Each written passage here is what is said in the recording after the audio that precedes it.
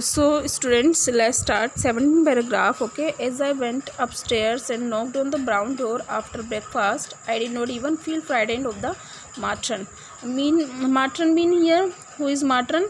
A woman who is in charge of the living and medical of arrangements of the children at a boarding school. Means boarding school में एक in charge होती है, जो भी medical arrangements होता है उसका इंचार्ज होती है. It's called matron. Okay, come in boom the voice. अब जो नरेटर है उसको अपेंडिसाइटिस है, तो वो काफ़ी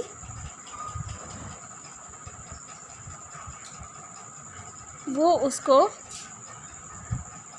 बोलती हैं कम इन, अंदर आओ. I entered the room clutching my stomach on the right hand side and staggering pathetically.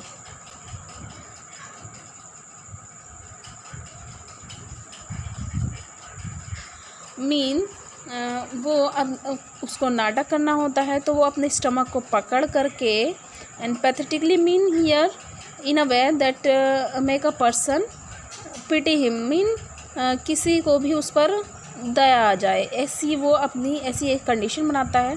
What's the matter with you, the matron shouted. Matron उसको बोलती है व्हाट्स द मैटर, क्या हुआ. It hurts matron, I moaned. Oh it hurts so much, just here. Moaned made a low sound or spoke in such a way that expressed pain and suffering. Mean moaned sound means ऐसी आवाज़ में बात करना जैसे आपको जैसे किसी को लगे कि आप वाकई बीमार हैं. Then she asked her that you have been overeating, कि तुमने काफ़ी ज़्यादा खा लिया होगा. Then he replied, I haven't eaten a thing for days. मैंने कुछ भी नहीं खाया काफ़ी दिन से. I lied. I could not eat matron. I simply could not. मैंने कुछ भी नहीं खाया, बहुत दिन से मैंने कुछ नहीं खाया. Then matron advised him to go to bed. उसको ऑर्डर देती है वो कि बेड पर जाओ. I lay on the bed and she began prodding my tummy with her fingers. Now she started to prodding my tummy, poking or pushing with a pointed object. Prodding mean किसी भी चीज़ को दबाना, push करना, एक point object पर उसको push करना.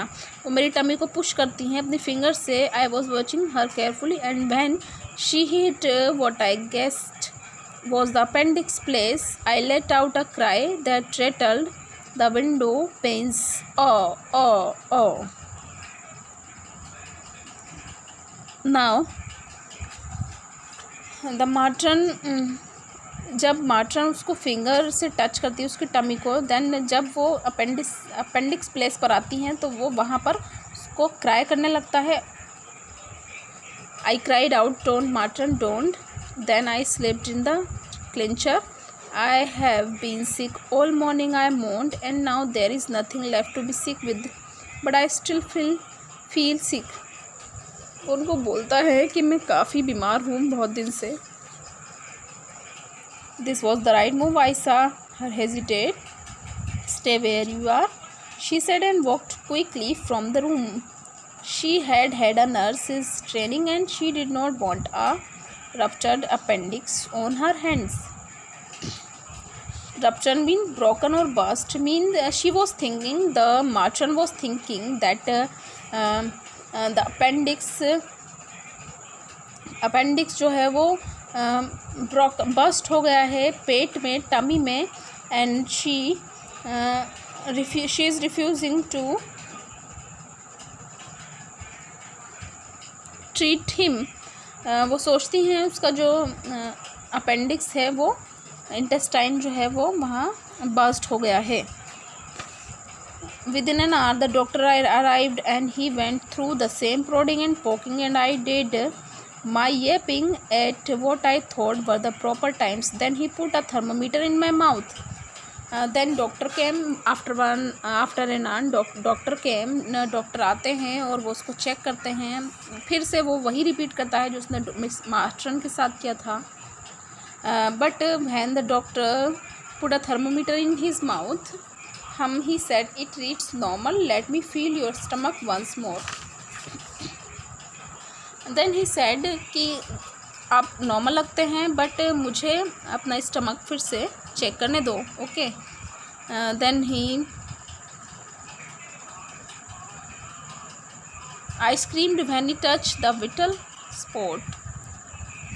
Then he cried. जैसे वो matron के साथ cry किया था उसने, वैसे ही वो डॉक्टर के साथ करता है. Now the doctor went away with the matron. Like the matron, he must have felt it safer to send me home rather than risk an appendicitis operation in the school. The matron returned half an hour later and said, "The headmaster has telephoned your mother and she is coming to fetch you this afternoon." Then matron उसको बोलती हैं कि माट्रन doctor से advice लेती है कि appendicitis operation school में ठीक नहीं रहेगा. I think this boy had to, इस बॉय को इसके घर पर ही भेज देना चाहिए. Then she called her mother to fetch him. उसकी मदर को वो कॉल कर देती है उसको ले जाने के लिए. I did not answer her. I just lay there trying to look very ill, but my heart was singing out with all sorts of wonderful songs of praise and joy. वो लेटा रहता है उसी पोजीशन में, but in his heart there was singing of wonderful songs of praise and joy. उसका मन ही मन वो अपना जॉयफुल हो रहा था. I was taken home across the bristle channel and I felt so wonderful at being away from the school that I very nearly forgot I was mean to be ill. That afternoon I had a session with Dr. Dunbar in Cardiff and I tried the same tricks all over again, but Dr. Dunbar was far wiser and more skillful than either the matron or the school doctor. Then he came to home and he felt very happy and forgot that he is ill. बीन वो भूल जाता है, acting करना भी भूल जाता है कि वो बीमार है. And that afternoon the doctor Dunbar came to look for him. उसको देखने के लिए आते हैं एंड वो फिर से अपनी सेम ट्रिक ट्राई करता है उन पर, but doctor Dunbar was far wiser than matron और the school doctor. Doctor Dunbar जो थे वो माट्रन और उसके स्कूल डॉक्टर से काफ़ी ज़्यादा वाइज थे. After he had prodded my stomach and I had done my yelping routine, he said to me, now you can get dressed again and seat yourself on that chair. वो उनसे बोलता है, वो उसके स्टमक को check करते हैं और उसे बोलते हैं you can get dressed again, कि तुम अपनी ड्रेस चेंज कर लो और मेरे सामने चेयर पर बैठो. He himself set down behind his desk and fixed me with a penetrating but not unkindly eye. You are faking, are not you? He said. And then he looked at me with sharply. जो doctor हैं वो उसको sharply देखते हैं और वो उससे question करते हैं, you are faking are not you, कि तुम झूठ बोल रहे हो. How do you know, I blurted out. वो उनसे बोलते हैं कि आपको कैसे पता चला कि मैं झूठ बोल रहा हूँ, आप कैसे जानते हो. Because your stomach is soft and perfectly normal, he answered, क्योंकि तुम्हारा स्टमक परफेक्टली नॉर्मल है. If you had an inflammation down there the stomach would have been hard and rigid. It's quite easy to tell. अगर तुमको कोई inflammation होता inflammation होता mean swelling होती, painful होता इन्फेक्शन होने की वजह से, तो स्टमक जो था वो टाइट हो जाता, इतना सॉफ्ट नहीं होता. आई केप्ट साइलेंट, मैं साइलेंट रहा. I expect you are homesick, he said. Then doctor replied, मुझे लगता है कि तुम होम सिक हो, मीन तुमको घर आना था. आई नोडिड माइजरेबली. नोडिड मीन सर हिलाना, उसने अपना हेड हिलाया. Everyone is at first, he said, you have to seek it out. Then he told her कि तुमको इस कंडीशन को करेजली हैंडल करना है. And don't blame your mother for sending you away to boarding school. और अपनी mother को blame नहीं करना है बिल्कुल कि उन्होंने तुमको इस बोर्डिंग स्कूल भेज दिया. She insisted you were too young to go,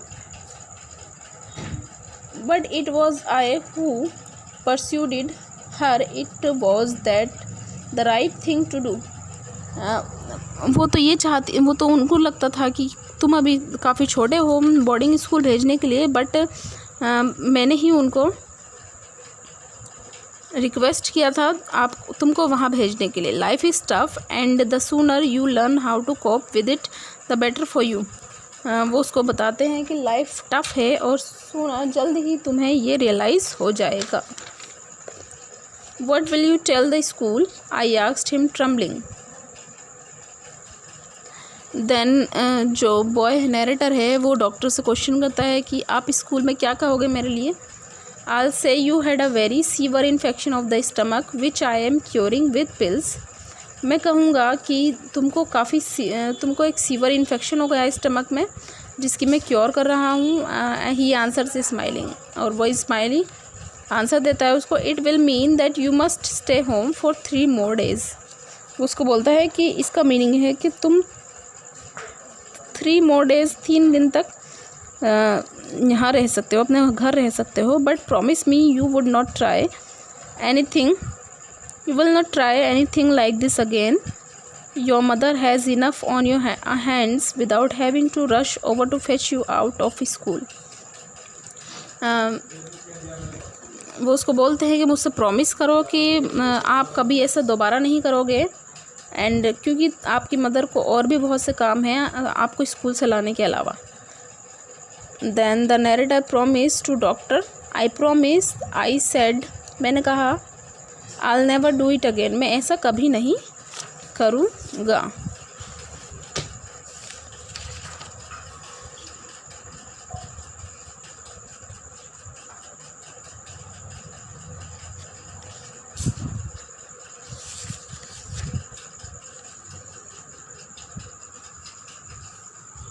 In this story, the narrator is